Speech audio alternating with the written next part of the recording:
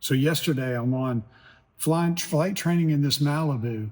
We're doing a bunch of engine out practices, all local area stuff. The ceiling was about 2,500 feet and rising, getting better. We had a kind of a foggy, low overcast morning, but the day was getting better and better and better as it progressed. And I think all the birds wanted to go flying too. And wouldn't you know it, on downwind, doing about 120 to 130 knots, somewhere in that ballpark. And goodness sakes, the bird, literally, it was like, pow. It just totally shocked me. I never saw it coming, never did anything. The only thing that we saw, Stan, the pilot, the owner of the airplane, saw something happen. And right before the bird hit, he went, whoa, or some kind of an exclamation. But then when it hit, it just hit super hard. The shards of stuff went all through the cockpit, just came in there. I literally ended up with big pieces of plastic on my lap. And Stan and I looked at each other, and we were sort of it probably took 5 to 10 seconds for us to figure out what just happened. It was truly just a complete shock. But pretty soon we did figure it out, and a bird did it. The air was rushing in. We weren't able to communicate as well as we wanted to, but the good news, we were on downwind, and after we collected our wits, and of course Stan just did such a good job, just kept flying the airplane, and we just made the decision, let's just enter a traffic pattern and fly it exactly like you normally would. And that's what Stan did. Came in, made a beautiful landing, and so now we landed, and thank goodness, I don't think you could have a better place to have a major bird strike. It was a buzzard, a big, gigantic turkey vultures. We call them buzzards in Texas, but just picture one of those big soaring birds that we have in Texas that hit the windshield. So if you think about this, there's a lot of things to think about when you consider birds. Number one, bird strikes can happen all the time. And a bird's, their defense mechanism or their defense move is to tuck their wings and dive. So if you ever see a bird and you have the option of going under the bird or over the bird or around the bird, go above the bird. And the reason why is because that bird's going to tuck and dive if it sees you. The second thing is, and I can't help but think this, I have no proof of it whatsoever, but it just makes sense that if a bird sees you, it will get out of the way.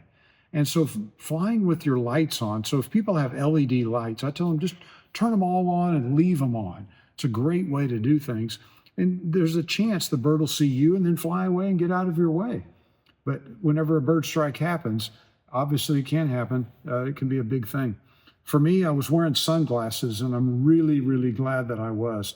In the Army, we would fly around with a clear visor on. We were asked to fly with that visor on pretty much all the time, purely to protect against a bird strike that could go through the windshield and protect our face. I was so happy to have my sunglasses on yesterday. I don't know if I would have got a shard in the eye or anything, but I had lots of little plexiglass shards all over me. We're all inside the airplane for when this impact occurred.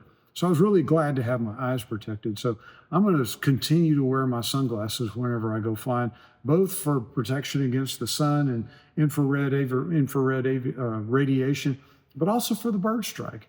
And I think there's more and more. There's a lot of bird strikes that happen at lower altitudes. So especially if you're working in the traffic pattern or if you're working at lower altitudes, be on guard for the birds. And another thing I think about, the birds tell you a lot about flying. I mean, just an immense amount. As you're driving to the airport, you can look up in the sky and look and see what the buzzards are doing. If the buzzards are perfectly still and just soaring along, well, that's what you're about to fly in that same air. And if they're wagging their wings and flapping along, then you also know that you're about to fly in turbulent air. So you can look at a soaring bird. And the other one is a soaring bird, a gliding bird, like a buzzard, doesn't circle their prey or their food. They circle in a thermal. Yeah, they circle in thermals. Thermals are where you have rising air. So a buzzard or a flock of buzzards can tell you a lot about the air you're about to fly in, whether there's a lot of thermals, whether they're flapping their wings and there's no thermals, because normally if they don't have upward moving air, then they're not going to do much flying.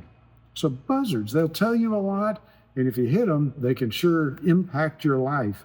For me, I'm really appreciative of Stan. Number one, he reacted so well to this emergency, which emergency doesn't always have a listing in the emergency section of your POH. There's no bird strike emergency procedure that's listed in the POH. A lot of times, a lot of the emergencies are where you have to use the flavor of the POH. You have to understand, what's it telling you? How does it guide you? In this case, there's nothing to do except just fly the airplane. But so many people would react to a negative situation like this by overreacting, doing something that they don't need to do.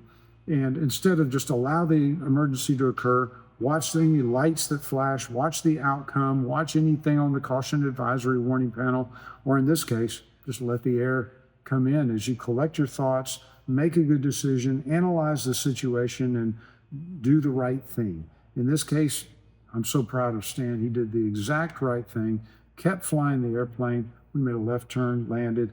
We get a new windshield, and I can't think of a better place for a hard impact from a big bird other than the windshield.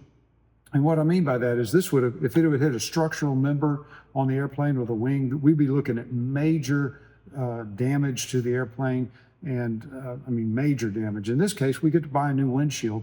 In this case, it's the right windshield. So the bird picked the right one, the correct windshield, because this is a far cheaper windshield in a PA46. It's not a heated windshield, and they're presently available on the marketplace. So about $6,000 or $7,000 to replace this windshield plus labor, but that sure beats other options that are out there.